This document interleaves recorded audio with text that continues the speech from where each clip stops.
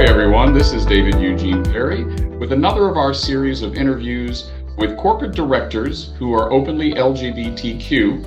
And today we are speaking with Laurent Fisher, the president and CEO of Environ Biotechnologies and Redwood Center. Laurent, welcome, or maybe I should say bonjour.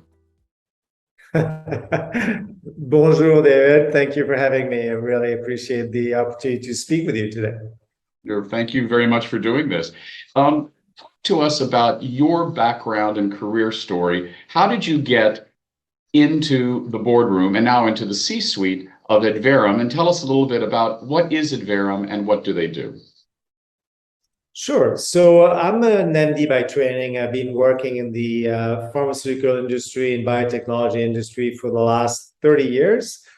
First in large companies like Hoffman Larose in Basel, Switzerland, and then in the United States, and DuPont Merck in the United States. And subsequently, I launched my own companies, and this is my fifth biotech CEO role at Environ. The last three were public, that I took public or took over as they were public. And Environ Biotechnologies is focusing on developing gene therapy for wet age-related macular degeneration, which is a disease that impacts vision in elderly patients and impacts over 1.5 million people in the United States. So they currently are treated with an injection in the eye every 4 to 8 weeks. And the hope is that we can actually do a one-and-done treatment for most patients. And that really would change their quality of life and would have a huge impact on the healthcare systems and providers as well. So this is what we're doing at Environ. So I actually, as a CEO, I've been, in the boardroom as a young first-time chief executive officer, and after having done that multiple times in both private and then public companies, I was asked to actually join the board of several companies where often I worked with first-time CEOs to advise them and help them out. And what is or can be a lonely job once you've never experienced that.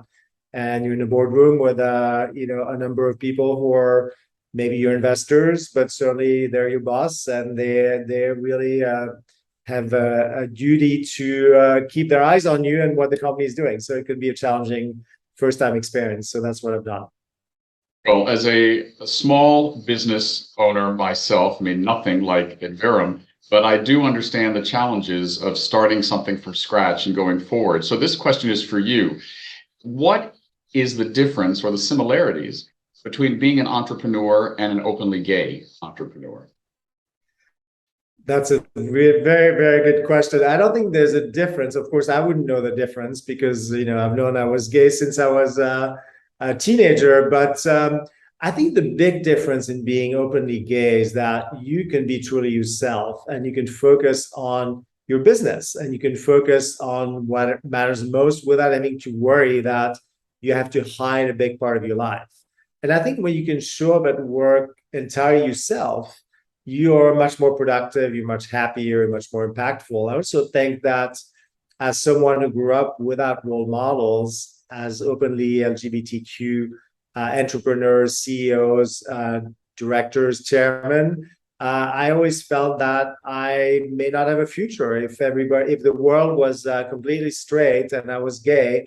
There may not be room for me. So I thought it was very important to be completely open. And, I fought a long time ago when Prop 8 was on the ballot. I had multiple fights with my peers and with the representative organizations who were not willing to support the inclusion of diversity as an important part of an industry that actually requires people to be creative. And where do you find creative people? In the broadest, most diverse pool of people that exist, including LGBTQ. And we have a lot of people that fit that criteria in our company. It's a great pleasure to work with people who are very diverse, including their sexual orientation.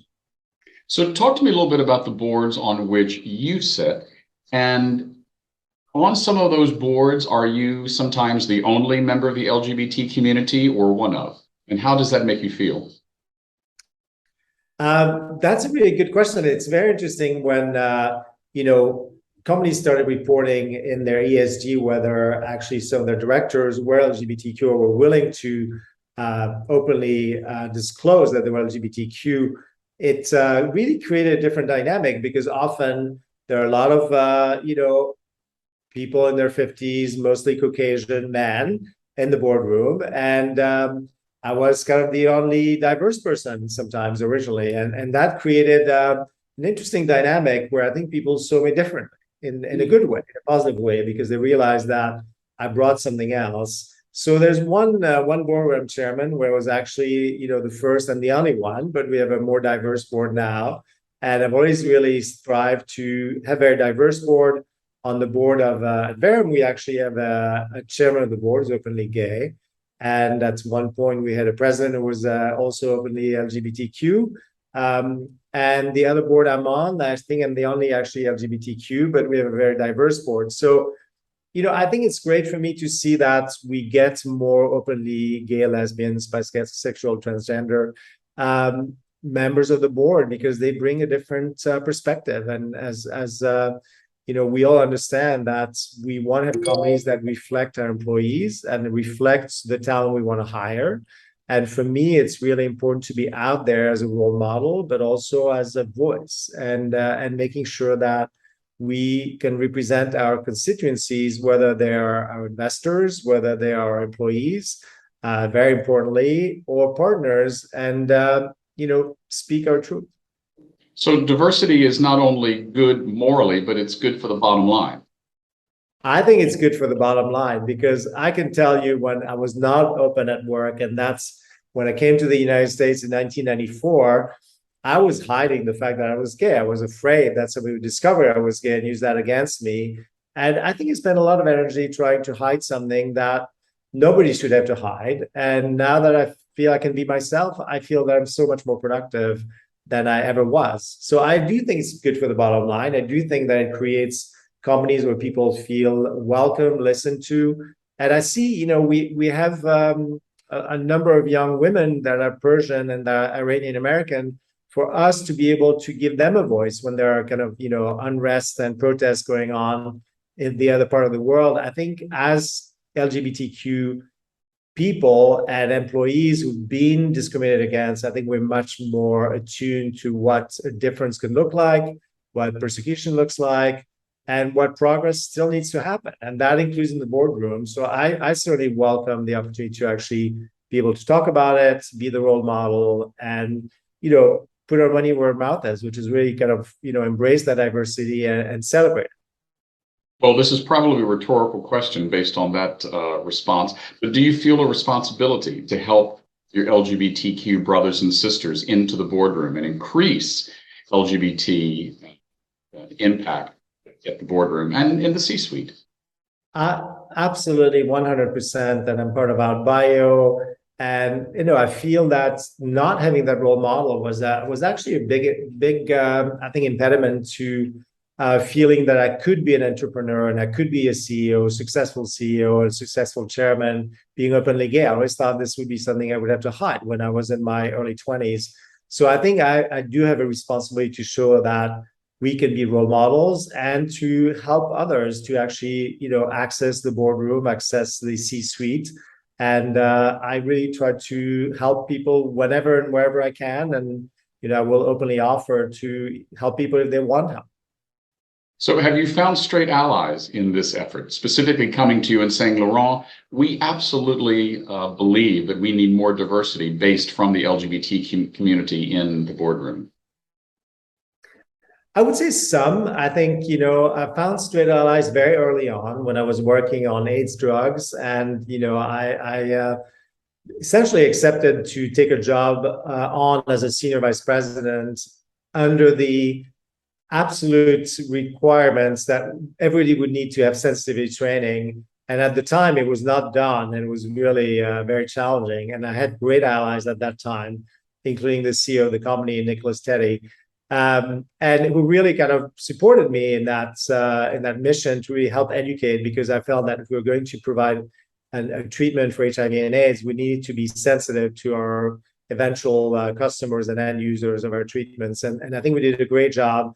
And I received, dozens of letters from people who told me how much that had impacted and even changed their lives, which I think was really wonderful. I would say today, I think people take it for granted that we're well accepted and are less actually keen to acknowledge that we can have an impact.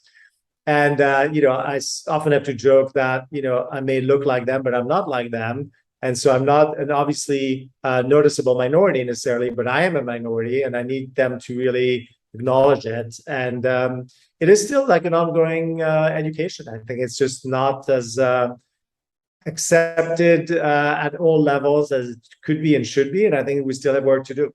And in fact, I think there's still a lot of companies that don't really, ask their directors to self-identify as LGBTQ.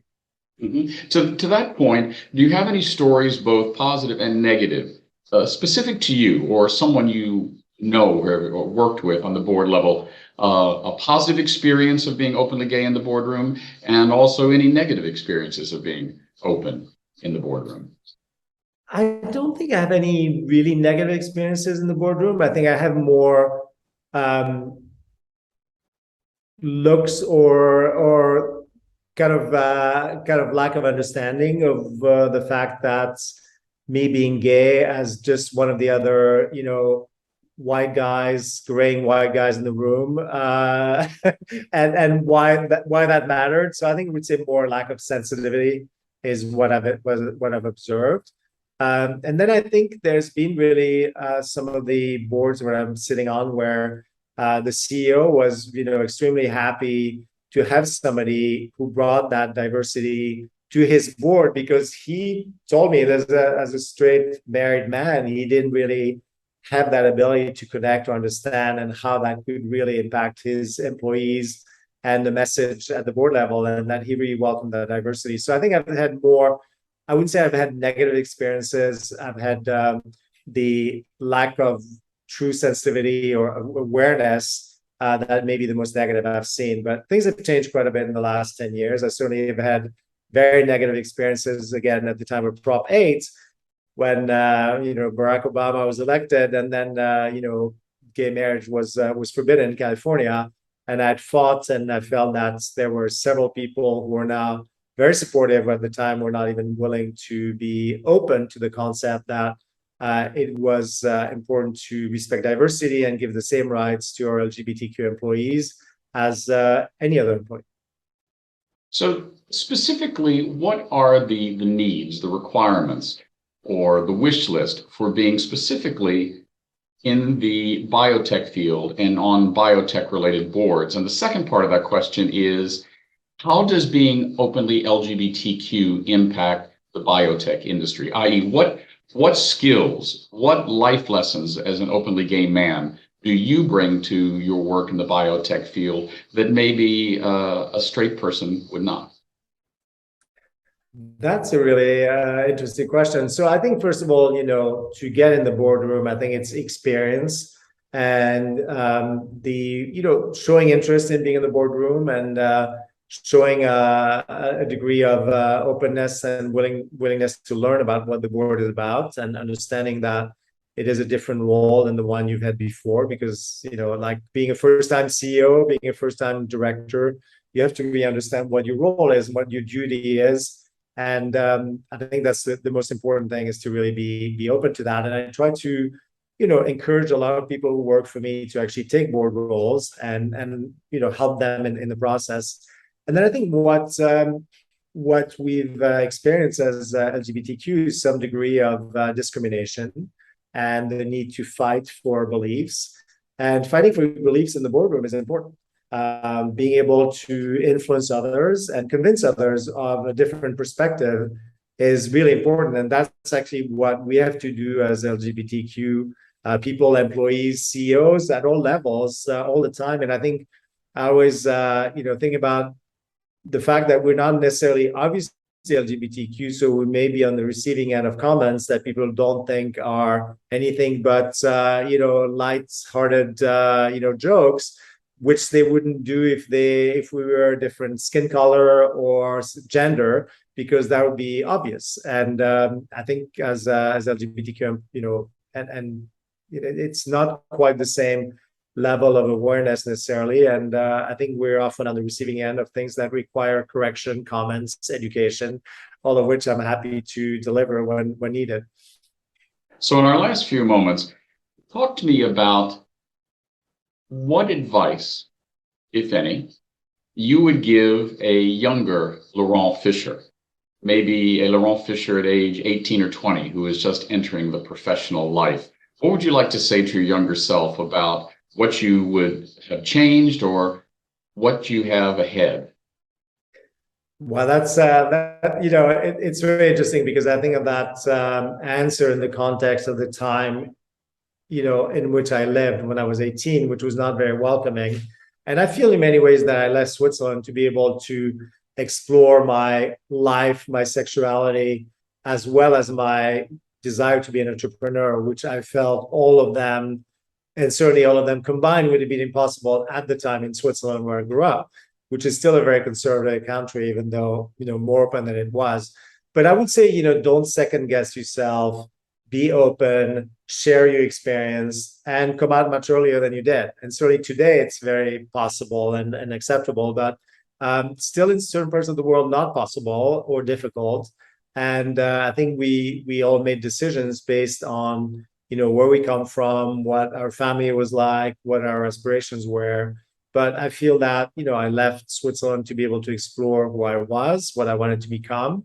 And I wish I had come out much earlier, and I think it would have been happier and probably would have had, a more positive impact on my life. But everything, happened at a time where it was more challenging. I think now these things can happen earlier, and people can be much happier and don't, spend that huge amount of energy trying to hide something that is, just who you are.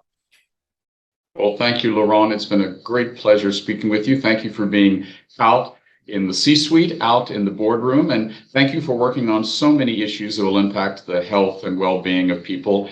I know people dealing with macular degeneration, so good luck on that. It's been a great pleasure speaking with you. This is David Eugene Perry. We've been speaking with Laurent Fisher, the President and CEO of Environ Biotechnologies. Thank you, Laurent. Thank you, David. Take care. Bye-bye.